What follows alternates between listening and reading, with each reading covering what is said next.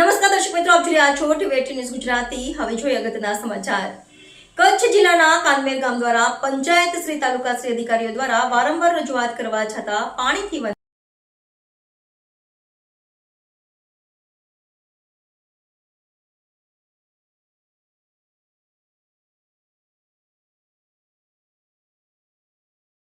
ગામથી 1 કિલોમીટર દૂરથી પાણી ભરવું પડે છે। વારંવાર કોઈ લોકો કહે છે કે પાણી ભરવું કે કામ કરવું, આખો દિવસ ખેતરોનું કામ કરી સાંજે પાણી ભરવું પડે, પાણી વિના કેમ જિંદગી જીવી। કાનમેર ગામમાં પાણીનો દુષ્કાળ।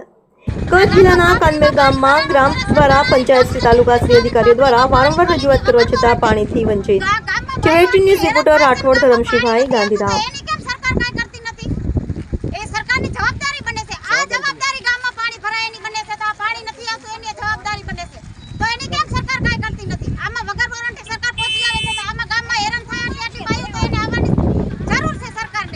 અને સપોર્ટ દેવાની જરૂર છે તો સરકાર કેમ નથી આવતી?